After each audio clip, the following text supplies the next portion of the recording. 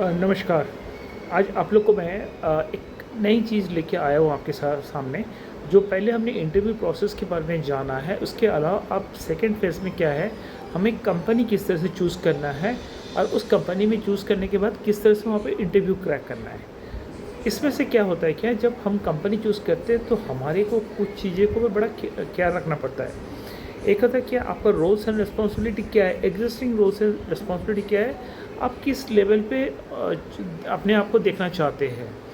एक सेकेंडली कौन से इंडस्ट्री, अगर आप ऑटो कंपोनेंट इंडस्ट्री में है तो ऑटो कंपोनेंट में जाना चाहते हैं, या स्विच करके जैसा HVAC में हो गया या किसी और इंडस्ट्री में जाना चाहते हैं, या तो रेफ्रिजरेशन हो गया, किसी और इंडस्ट्री में जाना चाहते हैं। दैट इज़ योर लुकआउट, वो आपको देखना है। लेकिन कहाँ पे ग्रोथ होगा, कैसे ग्रोथ होगा, that you need to discuss, वो जो मैं आपके साथ अभी डिस्कस करने वाला हूँ। होता क्या है, जब जैसा मैंने जो कंपनी जब खोलने के पहले मुझे अपना रोल पता है, मैंने रोल क्या देख लिया है, तो मुझे किस लेवल पे जाना है, मेरा बैकग्राउंड क्या है।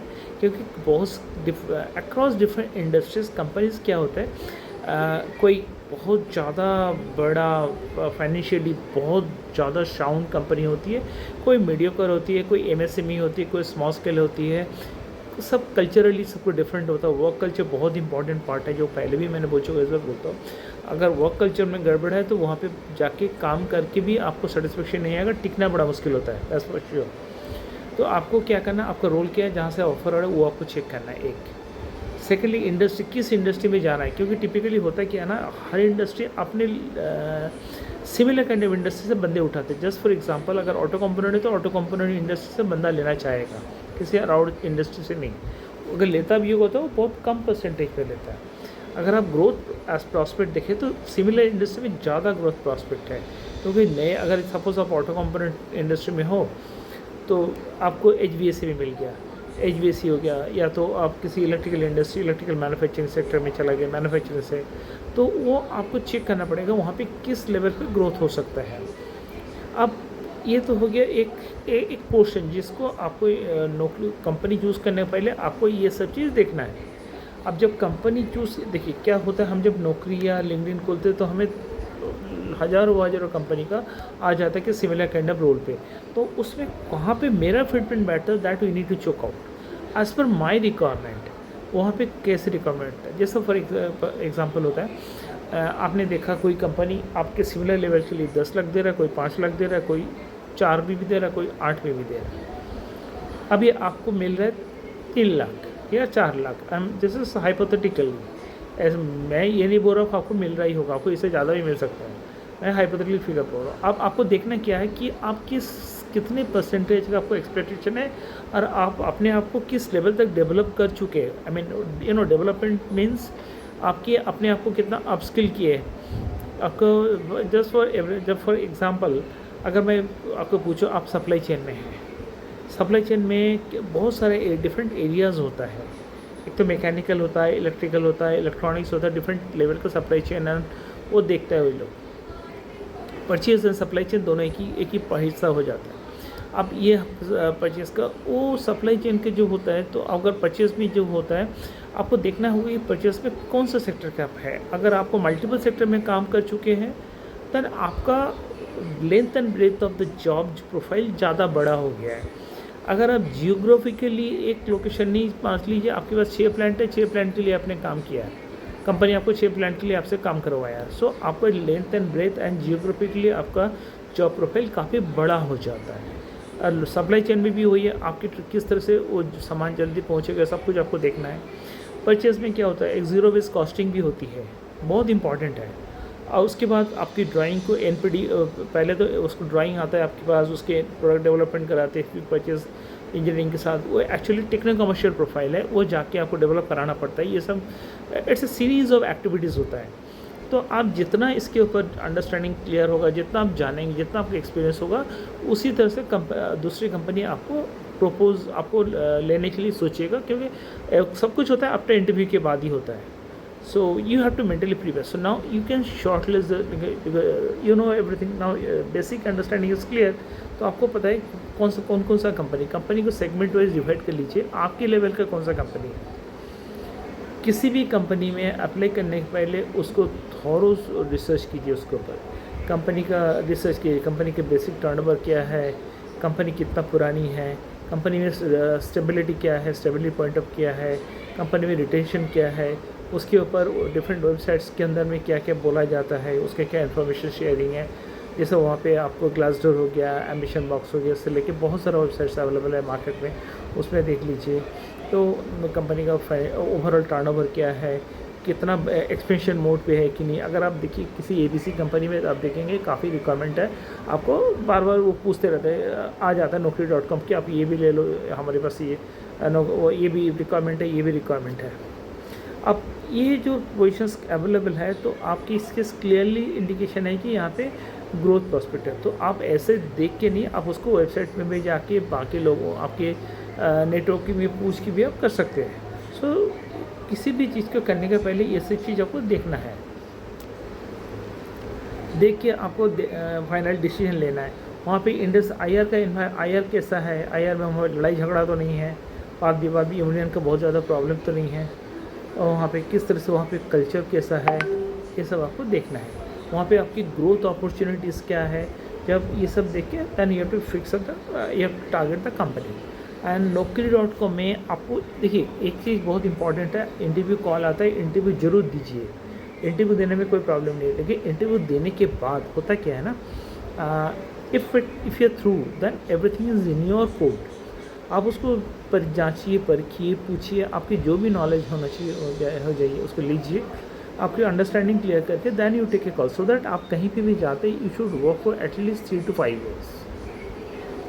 ऐसा गया, अच्छा नहीं लगा, 6 महीने में चला गया, देन आपकी करियर में बहुत बड़ा डेंट लगता है, करियर में प्रॉब्लम आ जाता है। तो उसको अवॉइड करने के लिए आपको you should work for at least 3 to 5 years and then probably you can go head there after also if everything goes well. आपकी ग्रोथ प्रॉस्पेक्ट ठीक रहा, सब कुछ ठीक रहा, लेकिन इसीलिए ये इसके ऊपर अडहियरिंग टू दिस कंडीशन आपको क्या करना पड़ेगा, पहले जो मैंने अभी बोला आपसे डिस्कस किया उसके ऊपर काम करना पड़ेगा। वर्क कल्चर कैसा है, फाइनेंशियल स्टेबिलिटी कितना है, टाइमली सैलरी आती कि नहीं है, कोई आईआर इश्यूज़ तो नहीं है, आपकी लीव पॉलिसी क्या है, सस्टेनेबिलिटी क्या है, आपकी अप्रेजल सिस्टम क्या है, पूरे डिटेल्स चीज़ को आप जितने इन्फॉर्मेशन गैदर कर then you take a final call, right ना। ये तो हो गया आपका मोटा मोटा आपको कंपनी चूज़ करने का प्रोसेस, कंपनी को।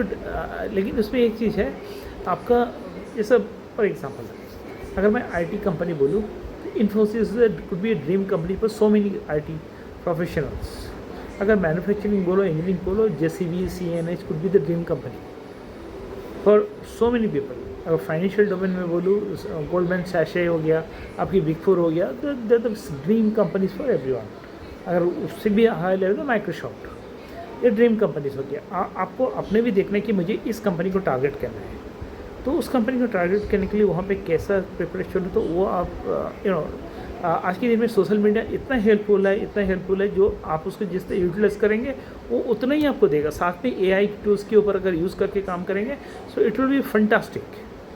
सो आपको वो सब चीज़ करके देखना है, राइट ना। Coming to the other part है, देखिए आपको इसको नौकरी के ऊपर किस तरह से आप इसको अप्लाई कैसे करेंगे। आपको क्या है, आपको पता चल गया कि आपका रोल क्या है, आप किस रोल के लिए देख रहे, क्या किस कंपनी को आपने टारगेट किया है, वहाँ पे क्या करना है, इंटरव्यूज़ में कैसे हैंडल करना है। इंटरव्यू में जाएंगे कॉन्फिडेंटली जाएंगे, आपको हर चीज़ में कोई फंबल नहीं करना है, वहाँ पे जाके हकलाना नहीं है, एक बार में बोलना है। बेसिक क्लैरिटी हर चीज़ का प्रॉपर होना चाहिए, क्योंकि इंटरव्यू में बेसिक क्लैरिटी मेन देखता है। आपकी कितना अचीवमेंट क्या है, आपने क्या अचीव किया वो बहुत ज़रूरी है, आपने क्या नई चीज़ काम किया उसको वो भी जानना ज़रूरी। ये सब चीज़ आप देख के आपको होमवर्क ख़त्म करके जाना है इंटरव्यू में, ताकि जब जाओ तो वो फर्स्ट राउंड में क्लियर हो जाए। क्योंकि शुरू का 5 मिनट जो होता है वही इंटरव्यू में आप अंदर हो सकते हो या बाहर हो सकते हो। दोस्तों दिस वन फर्स्ट 5 मिनट्स, तो इसीलिए बहुत ज़रूरी है कि आप अपना पॉजिटिव चीज़ को आप शोकेस कीजिए। You need to showcase your positive part of your career rather than cooking story. आप जो चीज़ें वो बताइए उनको, correct. So I hope you understand my points. अच्छा, अभी मैं आपको ना क्विकली आपको 2-3 चीज़ और भी बता देता हूँ।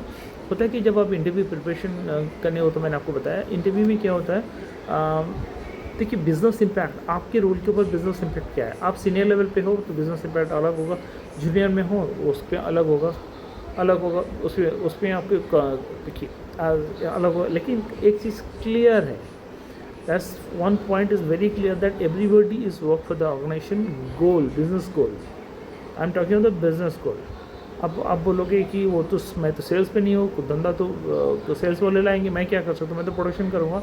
Yes, you are correct, you are not in sales, not in sales, आप प्रोडक्शन में हो, लेकिन आप फाइनेंस में हो। लेकिन क्या है, आपको टारगेट ओरिएंटेड तरीक़े से क्वालिटी मेंटेन करते प्रोडक्शन देना है, प्रोडक्शन खत्म करना है, क्वालिटी को मेंटेन करते प्रोडक्शन में आपको कंप्लीट कराना है। आपको जो नीचे जो मैन पावर है उसको मल्टी स्किल में डेवलप करना है, मल्टी स्किलिंग करना है।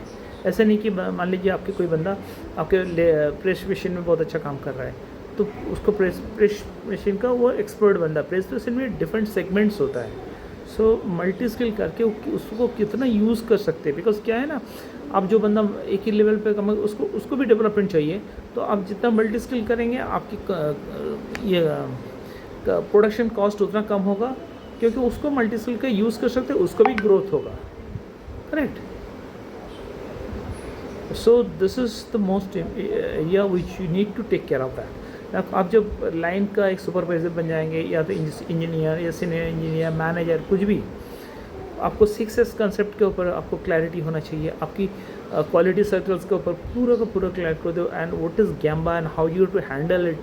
That is for production manufacturing peoples, you should know very well ये बेसिक चीज़। And that production planning control क्या होता है, प्रोडक्शन क्या होता है, प्लानिंग होता है, कंट्रोल क्या होता है, पीपीसी क्या रोल क्या है।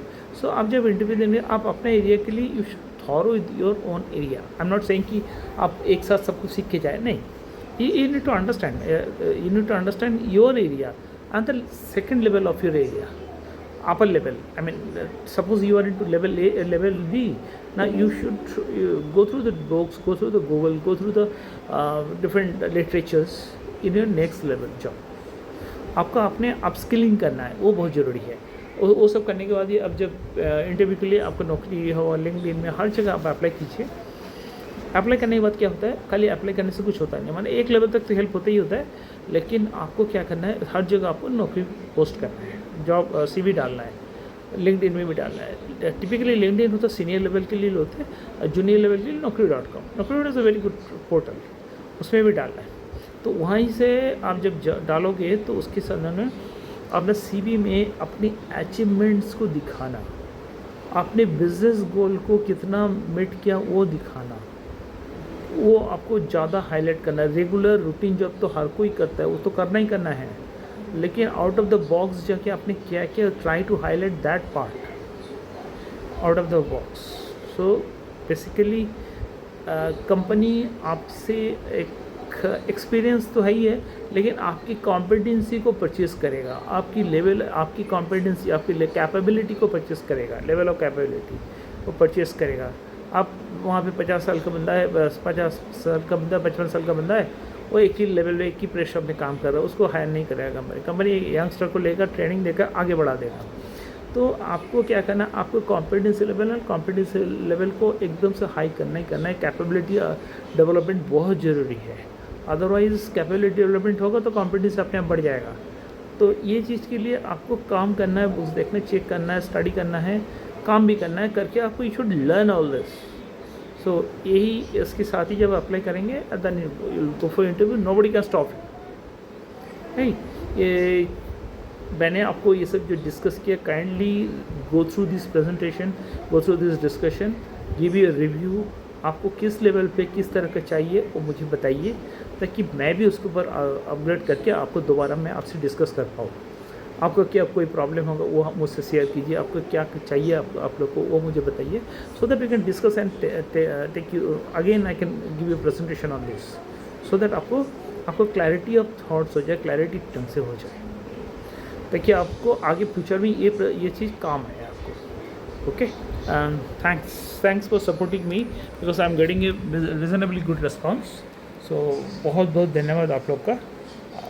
ठीक है, चलो, bye. I'll come to you with a new presentation, new topic, and I'll discuss with you all. With you all and आपकी फीडबैक के ऊपर आपके जो इनपुट आएगा उसके ऊपर भी मैं ज़रूर काम करूँगा and you are always welcome to give your feedback which is very very important. Otherwise कोई मतलब नहीं बैठता है। मैं आपको आके बोलते रहूँगा, उधर कोई फीडबैक नहीं आएगा, नेगेटिव पॉजिटिव सब चलता है, लेकिन फीडबैक ज़रूर देना है आप लोग को। Okay, thank you, bye bye.